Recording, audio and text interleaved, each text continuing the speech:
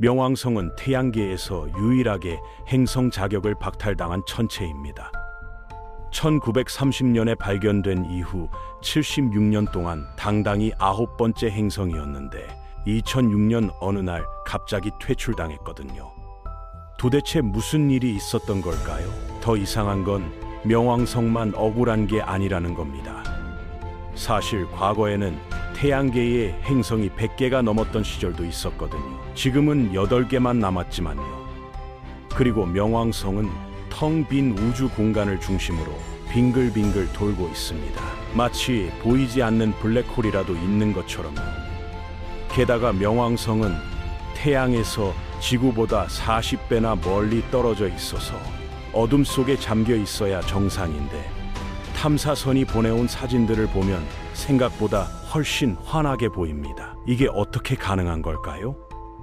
그리고 허블 우주망원경은 수백만 광년 떨어진 은하를 선명하게 찍으면서 왜 우리 태양계 안에 있는 명왕성은 흐릿한 점으로밖에 못 찍을까요? 명왕성을 둘러싼 이 모든 미스터리들, 오늘 하나씩 파헤쳐 보겠습니다.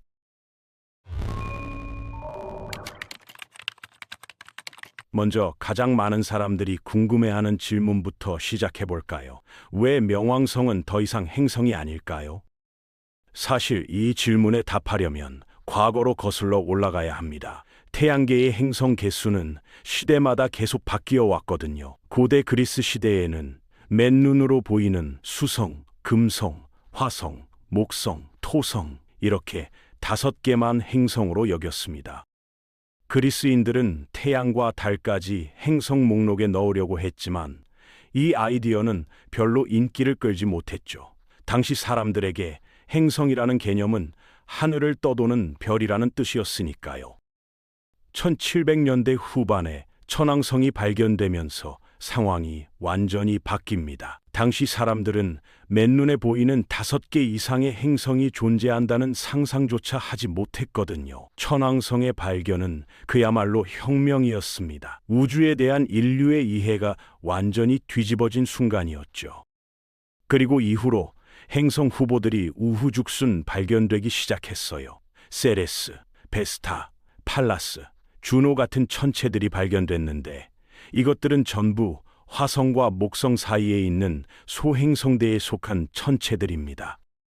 그런데 처음에는 이것들을 소행성이라고 부르지 않았어요. 1800년대 초반 과학 교과서를 보면 이 천체들이 전부 행성으로 분류돼 있습니다. 당시에는 지금 우리가 아는 8개 행성과 큰 소행성들을 구분할 명확한 기준이 없었거든요.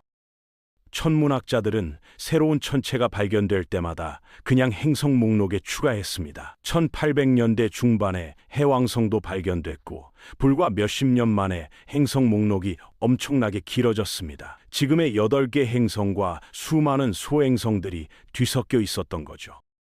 교과서마다 행성 개수가 다르게 나올 정도였으니 당시 혼란이 어땠을지 상상이 되시죠? 1860년대가 되자 태양계에는 행성이 100개가 넘게 발견됐습니다. 그제야 천문학자들은 이것들에게 별도의 분류를 만들어줬어요. 소행성이라는 카테고리가 탄생한 겁니다.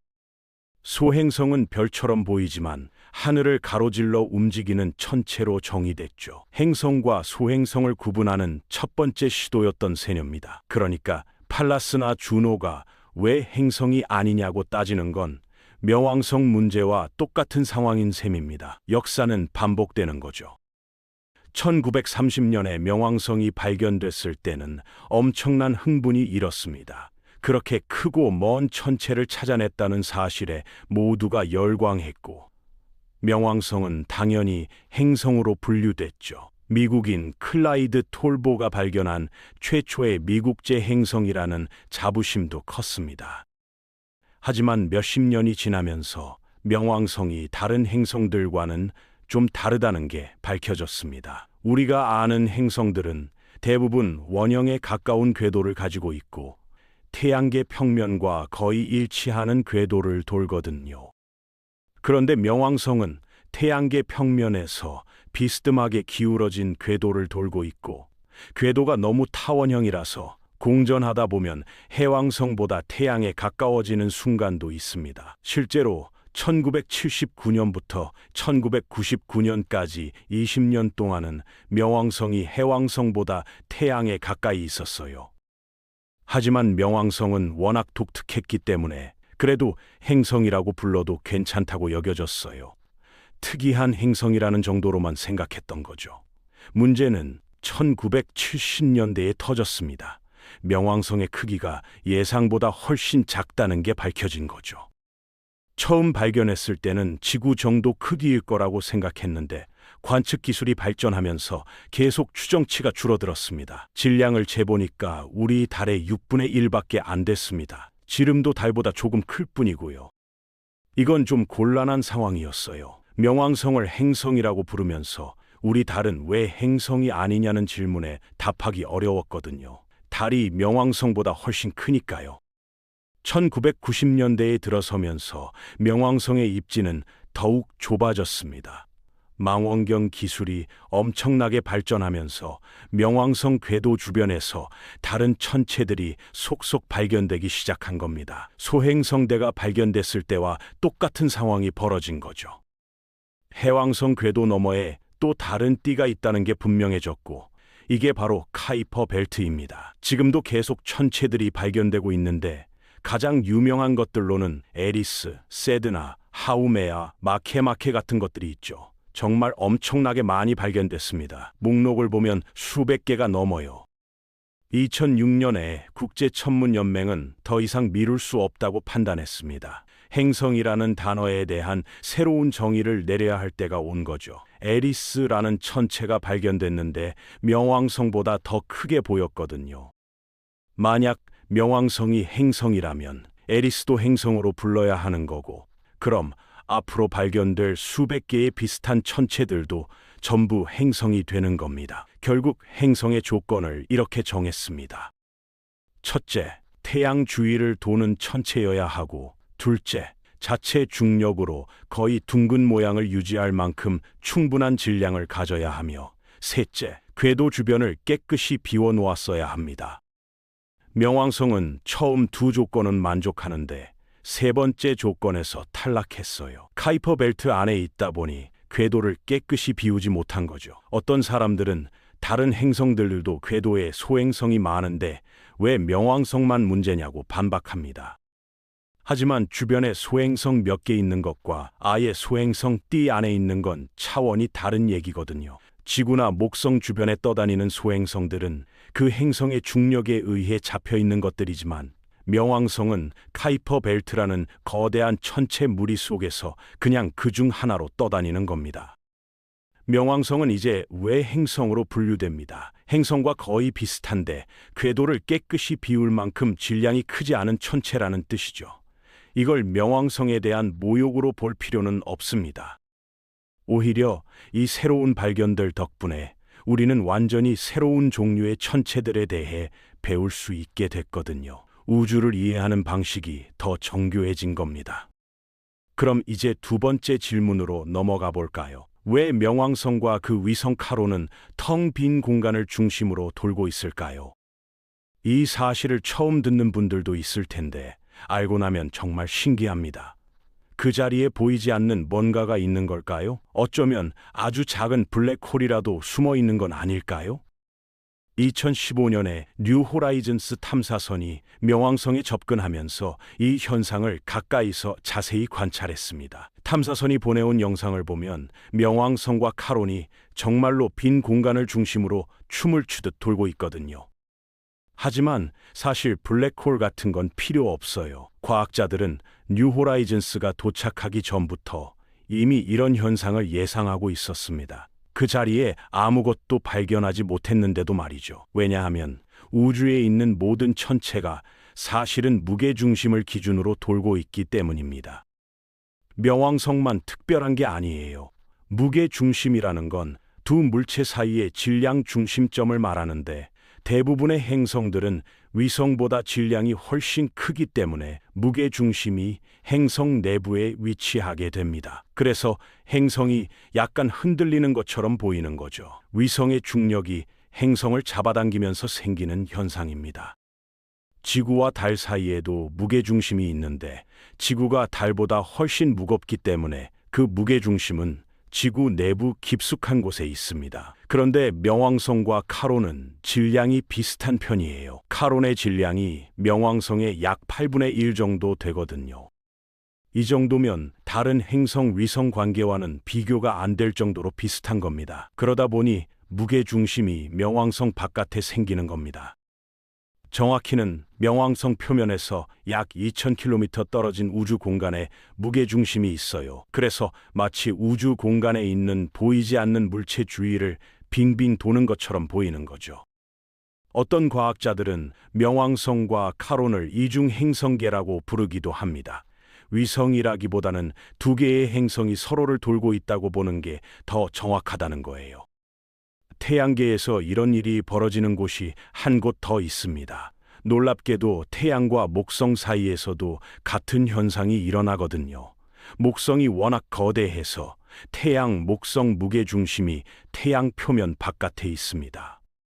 세 번째 질문으로 넘어가 볼까요? 많은 분들이 궁금해 하셨습니다. 뉴 호라이즌스가 찍은 명왕성 사진들이 왜 그렇게 밝을까요? 명왕성은 태양에서 엄청나게 멀리 떨어져 있으니까 칠흑처럼 어두워야 정상 아닐까요? 맨눈으로 명왕성을 직접 본다면 사진보다는 확실히 어둡게 보일 겁니다. 하지만 흥미롭게도 여러분이 생각하는 것만큼 어둡지는 않아요. 완전히 깜깜한 게 아니라 어스름한 정도거든요. 다행히 우리는 상상할 필요가 없습니다. 지구에서 하루에 2번 새벽과 저녁 무렵에 명왕성 한낮의 밝기와 똑같은 빛을 경험할 수 있거든요. 나사에서는 이걸 명왕성 타임이라고 부릅니다. 명왕성은 평균적으로 지구보다 태양에서 40배 정도 멀리 떨어져 있고 받는 햇빛의 양은 지구의 100분의 1 수준입니다. 지구에서 직사광선은 제곱미터당 10만 루멘 정도인데 명왕성에서는 60 루멘 정도 되죠. 실내 계단이나 복도 조명 정도의 밝기입니다. 어둡긴 하지만 완전히 깜깜한 건 아닌 거예요. 설령 그 정도 밝기가 카메라에 문제가 된다 해도 노출 시간을 길게 잡으면 얼마든지 해결할 수 있어요. 제가 있는 곳은 지금 밤인데 15초 노출로 찍으면 카메라가 엄청난 디테일을 잡아냅니다. 별들도 선명하게 보이고 구름의 질감까지 보이죠. 그리고 사진이 여전히 어둡게 나온다면 편집 프로그램으로 밝기를 높여주면 되고요. 뉴 호라이즌스 탐사선도 이런 기술들을 전부 활용했습니다. 긴 노출 시간과 민감한 센서, 그리고 후처리 과정을 거쳐서 우리가 본 그 아름다운 명왕성 사진들을 만들어낸 거죠. 마지막 질문은 이겁니다. 허블 우주 망원경은 수백만 광년 떨어진 은하를 선명하게 찍는데 왜 명왕성은 제대로 못 찍을까요? 이건 정말 많은 사람들이 궁금해하는 질문입니다. 허블은 우주에서 가장 놀라운 사진들을 찍어왔습니다. 수백만 광년 떨어진 은하들을 선명하게 담아내죠. 그런데 우리 태양계 안에 있는 명왕성은 제대로 찍지 못하거든요. 명왕성 사진을 보면 그냥 뿌옇게 번진 얼룩 정도로만 보입니다. 이게 말이 되나 싶을 정도예요. 거리로 따지면 명왕성이 압도적으로 가까운데 말이죠. 비밀은 바로 겉보기 크기에 있습니다. 안드로메다 은하를 예로 들어볼게요. 이 은하는 지구에서 약 200만 광년 떨어져 있는데 엄청나게 먼 거리죠. 빛의 속도로 200만 년을 가야 도착하는 곳입니다. 그런데 놀라운 사실이 있습니다. 밤하늘에서 안드로메다 은하가 차지하는 크기는 보름달보다 6배나 크거든요. 믿기지 않으시겠지만 사실입니다. 왜 그럴까요? 안드로메다 은하 자체가 어마어마하게 크기 때문입니다. 지름이 22만 광년에 달하거든요. 우리 은하 지름의 2배가 넘는 크기예요. 그러니까 200만 광년 떨어져 있어도 하늘에서 엄청난 면적을 차지하는 겁니다. 밤하늘에서 안드로메다가 차지하는 각도는 3도 정도 됩니다. 이게 얼마나 큰 건지 감이 안 오시죠? 팔을 쭉 뻗고 검지와 중지를 약간 벌린 정도의 각도예요. 허블 망원경으로 이걸 찍으려고 하면 한 번에 다 담을 수가 없어요. 시야가 너무 좁아서 말이죠. 그래서 실제로는 수백 장의 사진을 따로따로 찍어서 이어 붙여야 합니다. 그것도 전체를 다 담지 못하고요. 다른 은하들도 마찬가지입니다. 안드로메다만큼 크거나 가깝지는 않지만 그래도 충분히 커서 허블이 세밀한 부분까지 관찰할 수 있거든요. 바람개비 은하라는 게 있습니다. 지구에서 2100만 광년 떨어진 곳에 있죠. 안드로메다보다 10배 이상 멀리 있는 겁니다. 사진을 보면 우리 은하 안에 있는 별들 사이로 은하가 보입니다. 맨눈으로 볼 수 있다면 달보다 약간 작게 보일 크기예요. 이 정도로 크니까 허블이 선명하게 찍을 수 있는 겁니다. 만약 우리 주변 은하들이 전부 맨눈으로 보일 만큼 밝았다면 밤하늘이 얼마나 아름다웠을지 상상이 되시나요? 매일 밤 하늘을 올려다볼 때마다 수십 개의 거대한 은하들이 보이는 거예요. 그럼 명왕성은 어떨까요? 천문학자들은 하늘에 있는 물체의 크기를 도, 분, 초라는 단위로 표현합니다. 1도는 60분이고 1분은 60초예요. 안드로메다가 3도였고 달은 약 30분 정도 됩니다. 바람개비 은하는 28분 정도고요. 그런데 명왕성은 고작 0.11초밖에 안 됩니다. 지구에서 가장 가까워졌을 때도 말이죠. 밤하늘에서 정말 말도 안 되게 작은 크기거든요. 허블이 어떻게든 윤곽이라도 잡아내는 게 신기할 정도예요. 비교를 해보면 더 명확해집니다. 안드로메다 은하는 명왕성보다 약 10만 배 더 크게 보입니다. 같은 망원경으로 찍었을 때 10만 배 더 많은 디테일을 잡을 수 있다는 뜻이죠. 반면 화성이나 목성 같은 행성들은 훨씬 크게 보이니까 허블로도 제대로 관찰할 수 있습니다. 목성은 명왕성보다 수백 배 크게 보이거든요. 그래서 2015년에 뉴 호라이즌스 탐사선을 명왕성으로 보낸 게 엄청난 사건이었던 겁니다. 가기 전까지는 명왕성이 어떻게 생겼는지 아무도 몰랐거든요. 흐릿한 점으로만 봤으니까요. 탐사선이 보내온 사진 하나하나가 전부 새로운 발견이었죠. 명왕성 표면에 거대한 하트 모양이 있다는 것, 얼음 산맥들이 있다는 것, 질소 얼음으로 이뤄진 평원이 있다는 것, 이 모든 게 뉴 호라이즌스가 도착하고 나서야 알게 된 사실들입니다. 명왕성에 대한 4가지 큰 질문들을 풀어봤습니다. 하지만 이 답들을 듣고 나니 또 다른 궁금증들이 생기지 않나요? 아마도 명왕성의 아름다운 모습을 보면서 그 신비를 배울수록 여러분의 머릿속에는 더 많은 방향으로 생각이 뻗어나갈 겁니다. 우주라는 건 그런 곳이거든요. 우리가 아무리 많이 배워도 배울 게 더 많이 남아있죠. 하나의 답을 찾으면 10개의 새로운 질문이 생기는 게 우주 탐험의 매력입니다. 사실 그 여정 자체가 가장 만족스러운 부분인 것 같습니다. 지금까지 미스테리 유니버스였습니다. 시청해 주셔서 감사합니다.